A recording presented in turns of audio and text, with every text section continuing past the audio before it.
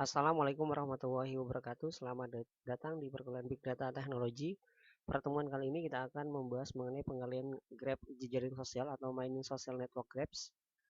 Rencana kegiatan pembelajaran mingguan, capaian pembelajaran pertemuan, mahasiswa dapat mengetahui tujuan dan lingkup perkuliahan dan memahami tentang penggalian graf jejaring sosial, mining social network graphs. Pemahaman akhir capaian pembelajaran, mahasiswa memahami teori dasar tentang penggalian graf jejaring sosial atau mining social network graphs, di mana di sini ada bahan kajiannya, definisi dasar, metode penggalian graf jejaring sosial, keunggulan dan kelemahan masing-masing metode, penilaian mahasiswa mampu menjelaskan penggalian graf jejaring sosial atau mining social network graphs melalui kegiatan tanya jawab dalam diskusi di kelas. Definisi jejaring sosial adalah suatu struktur sosial yang dibentuk dari simpul-simpul yang umumnya adalah individu atau organisasi yang diikat dengan satu atau lebih tipe relasi spesifik seperti nilai, visi, ide, teman, keturunan, dan lain-lain. Diagram jejaring sosial sebagai berikut, di mana ini adalah individu individual seperti ini akan dibentuk menjadi sebuah grafik. Jejaring sosial, definisi lain adalah struktur sosial yang terdiri dari elemen-elemen individual atau organisasi. Jejaring ini menunjukkan jalan di mana mereka berhubungan karena kesamaan sosialitas, mulai dari mereka yang dikenal sehari-hari sampai dengan hubungan keluarga. Istilah ini diperkenalkan oleh Profesor J.A. Barnes di tahun 1954. Layanan jejaring sosial. Banyak layanan jejaring sosial berbasiskan web yang menyediakan kumpulan cara yang beragam bagi pengguna untuk dapat berinteraksi seperti chat, messaging, email, video, chat suara, share file, blog, diskusi, grup, dan lain-lain. Umumnya, jejaring sosial memberikan layanan untuk membuat biodata dirinya. Pengguna dapat mengupload foto dirinya dan dapat menjadi teman dengan pengguna lainnya. Beberapa jejaring sosial memiliki fitur tambahan seperti pembuatan grup untuk dapat saling sharing di dalamnya. Social Network Analysis atau SNA adalah proses pemetaan dan analisis interaksi antar manusia. SNA dapat dimanfaatkan untuk mendapatkan informasi seperti hubungan interaksi dan pertemanan antara user yang digambarkan dalam bentuk graf. Sejak pertama kali diperkenalkan, social network analysis telah menarik perhatian banyak kalangan. Situs jaring sosial seperti Facebook menggunakan social network analysis untuk mengidentifikasi dan merekomendasikan pertemanan. Brand tersebut menggunakan social network analysis untuk mengidentifikasi influencer dan konten yang lebih memberikan value pada target audiens mereka. Manfaat social network analysis yang pertama, mengetahui tren dan pola. Jika ingin menemukan tren dan pola baru, social network analysis adalah jawabannya.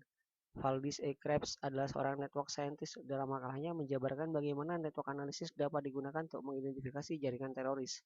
Uji hipotesis. Social network analysis dapat digunakan untuk menguji hipotesis pada perilaku dalam lingkup digital, serta menentukan penyebab suatu komunitas mengalami disfungsional dan mengetahui pertumbuhan dalam komunitas online. Yang selanjutnya adalah mencari tahu influencer yang sebenarnya. Social network analysis juga dapat membaca siapa influencer yang memiliki pengaruh dari sebuah isu. Di jaring sosial Twitter misalnya terdapat sebuah cuitan di mana akan terdapat beberapa role user, ada user yang memberikan komentar dan ada pula yang hanya melakukan retweet. Di sini perusahaan dapat mengetahui siapa yang paling berpengaruh dalam sebuah isu percakapan. Social network analysis itu ada model dan analisis social networknya, di mana memiliki konteks atau hubungan garis sesuai dengan domain yang diteliti, berasal dari ilmu sosiologi dengan formalisasi teori graf pada matematika. Pengukuran social network itu ada centrality, deteksi komunitas, size, diameter, homopili, clustering coefficient, model small world, model preferential attachment, dan lain-lain. Graf ada dua macam cara merepresentasikan informasi yang ada, yaitu dengan menggunakan graf dan matriks. Dari sekian banyak jenis graf yang ada, network analysis menggunakan suatu jenis graf yang berisi nodes atau titik untuk merepresentasikan aktor dan edge atau garis yang untuk merepresentasikan hubungan atau relasi yang disebut dengan sociograms.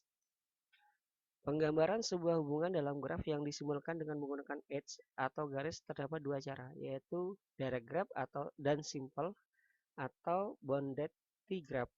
Simple atau bounded t-graph merupakan graf sederhana yang menghubungkan sepasang aktor yang memiliki hubungan, hanya saja edge atau garis yang digunakan tanpa menggunakan anak panah. Direct graph adalah graf yang mampu menunjukkan relasi lebih jelas karena relasi yang disimbolkan dengan edge atau garis digambarkan dengan anak panah. Pada penelitian ini digunakan undirect graph untuk menggambarkan relasi antar individu. Ada lagi matriks agensi. Jenis matriks yang biasa digunakan dalam analisis jaringan sosial adalah matriks adjacensi. Nilai yang ada di setiap sel menunjukkan informasi atas hubungan atau relasi antar aktor atau individu.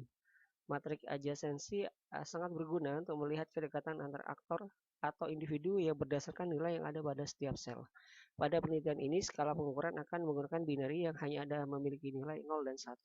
Nilai 0 akan merepresentasikan tidak ada hubungan, sedangkan nilai 1 merepresentasikan adanya hubungan antar aktor atau individu tertentu. Ada dua tipe matriks adjacensi, yaitu simetrik dan asimetrik. Sebuah jaringan sosial dapat terdiri dari dua tipe ini. Jika terdapat relasi pertemanan antara Bob, Carol, Alice, dan Ted, digambarkan bahwa Bob menjalin relasi dengan Carol, tetapi Carol tidak. Maka dari itu matriks XIJ tidak mungkin sama dengan matriks XJI. Inilah yang disebut dengan asimetrik seperti pada tabel 1. Namun, lain halnya dengan Bob dan Ted, Carol dan Ted, Alice dan Ted, yang menjalin relasi timbal balik.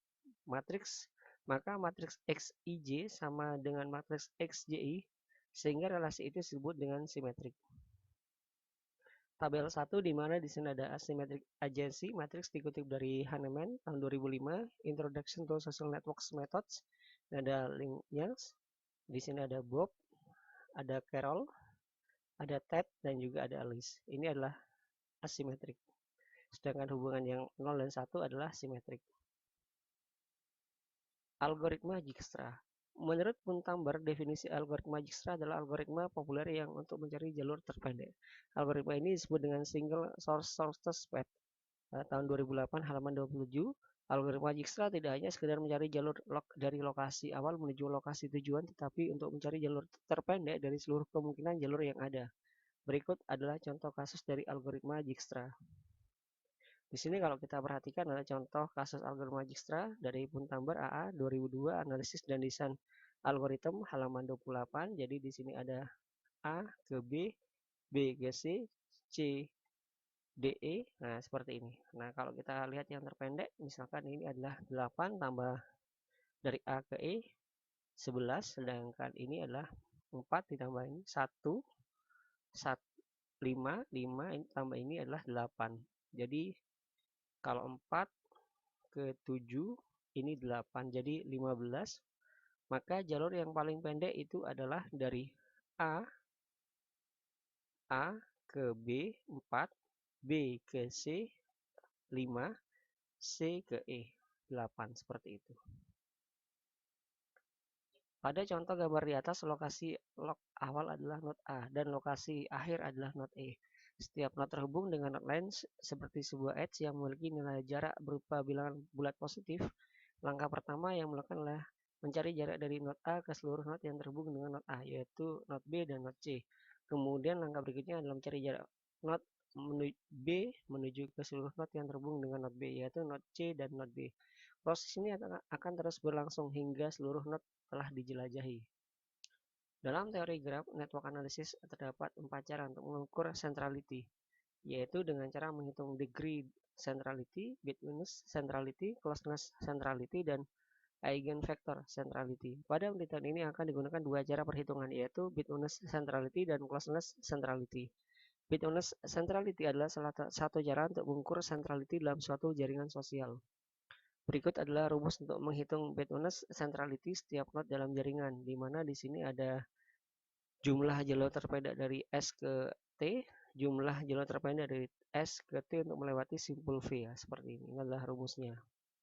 Selanjutnya adalah closeness centrality, adalah salah satu cara untuk mengukur centrality dalam suatu jaringan sosial yang fokus terhadap seberapa dekat suatu faktor dengan semua aktor lainnya.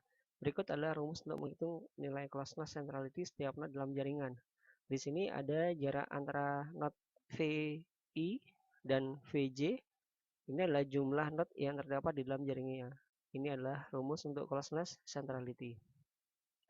Berikut adalah contoh jejaring penelitian yang dimiliki oleh saya, di mana di sini bisa diakses di sinta.kemendikbud.go.id, di mana ini adalah saya, ini adalah author yang lain yang ada dalam satu jejaring penelitian seperti ini. Berikut adalah referensi dari penelitian kali ini dari Alam Saa, Jejaring Sosial untuk Meneliti dan Big Box, Definisi dan Manfaat Social Network Analysis dari LAMBK, Komunitas dan Jaring Sosial di Masyarakat, Susanto B. Herlina dan Antonius R.C. Penerimaan Social Network Analysis dalam penentuan Centrality Studi Kasus Social Network Twitter. Sekian, terima kasih, sampai jumpa pada pertemuan selanjutnya. Wassalamualaikum warahmatullahi wabarakatuh.